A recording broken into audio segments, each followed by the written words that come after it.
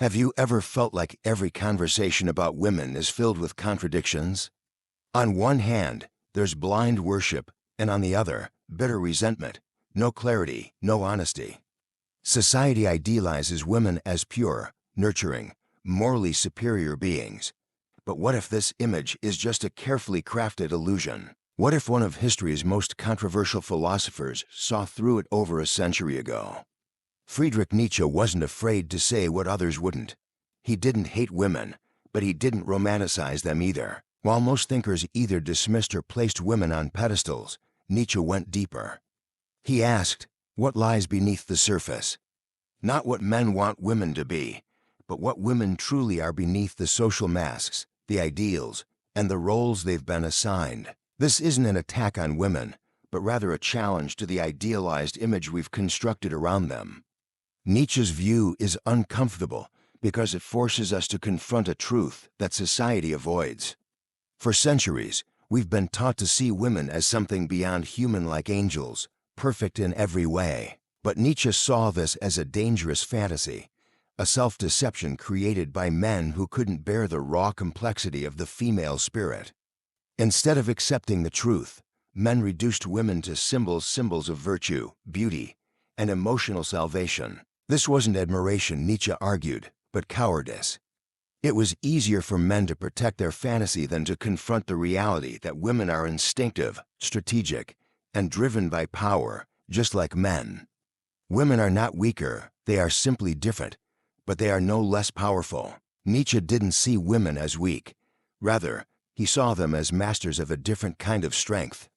Men display power through outward dominance, aggression, and status, while women's power is quieter, more subtle. Historically, women have been denied direct access to power enabled to rule nations or lead armies. So, they adapted. They became experts at influencing from the shadows, using charm, seduction, and emotional intelligence. While men built empires with swords and speeches, women shaped the men who built those empires. Nietzsche noticed how women could guide decisions, win loyalty, and secure protection, not through force, but through understanding human nature. They knew what moved men: desire, ego, pride, and used it to their advantage. This wasn't malice, but survival, and Nietzsche didn't just see this as cleverness. He saw it as evolutionary intelligence. So what does it mean when women are not simply the passive, dependent beings society claims them to be?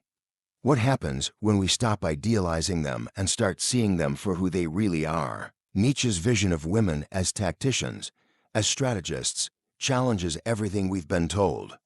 This isn't about blaming or glorifying anyone. It's about facing the truth that power doesn't always look like what we expect it to.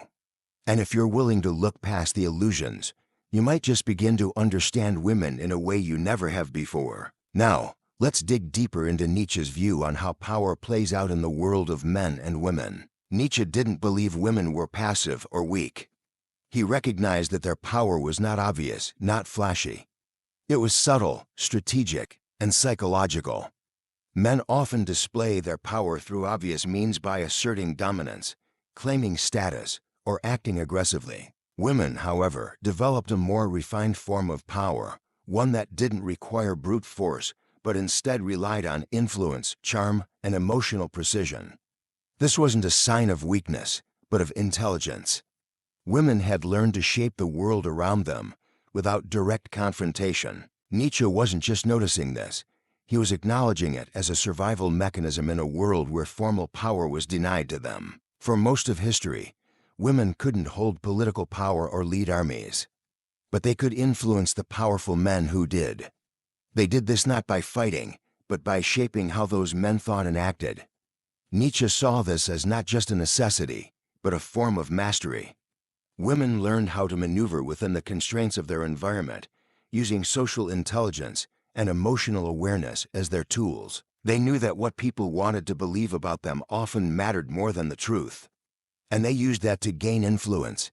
This wasn't deceit, Nietzsche argued, but brilliance. Women understood something fundamental, that control over perception is control over reality. The more a person can shape how they are seen, the more power they can wield. Nietzsche didn't blame women for this. Rather, he admired it.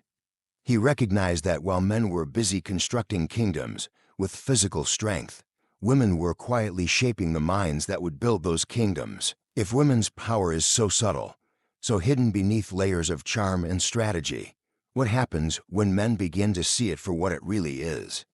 What happens when women no longer need to hide their strength?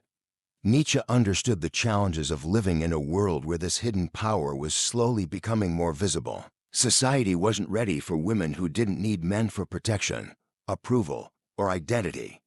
The emergence of the independent woman would disrupt the very foundations of how relationships and power were understood.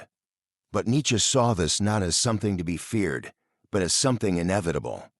So, let's look deeper into the implications of this power shift in Part 3. Nietzsche believed that the relationship between men and women was never founded on equality, love, or harmony, but on an inherent tension between their instincts.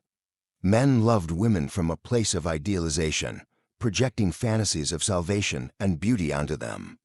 Women, on the other hand, loved from a place of preservation. They sought strength, security, and advantage in a world that offered little else. This wasn't a conscious strategy, Nietzsche argued, but a biological and cultural instinct. The conflict between these two instincts created the power dynamics that shaped relationships. Nietzsche's view of love is harsh, but it's also a wake-up call. Love, in his eyes, is not a peaceful union, but a battlefield. We've been led to believe that love is about harmony, but what if it's really about power? About negotiating who has the upper hand in the relationship? What if love is really about control, not just connection? Nietzsche believed that true understanding comes when we stop pretending the battle doesn't exist. The sooner we accept the raw, sometimes brutal dynamics that shape human desire, the sooner we can begin to build relationships that are truly honest, free of illusions, relationships that aren't built on fantasy, but on mutual understanding and shared strength. Think about your relationships. Are they based on illusions, or are they built on real, mutual understanding? Are you allowing yourself to be deceived by ideals, or are you confronting the truth about the dynamics at play? Drop the masks, let go of the fantasy, and embrace what's real. If you're ready to face the raw truth about relationships, let me know in the comments below. And if you found this video thought-provoking, don't forget to like and subscribe for more deep dives into life's uncomfortable truths. Remember, growth doesn't come from living in fantasy, it comes from living in reality. The script is structured to take viewers on a journey from the idealized image of women to the hard-hitting truths about gender dynamics, power, and relationships. It challenges common beliefs, encouraging a deep philosophical reflection on reality, as Nietzsche would have urged.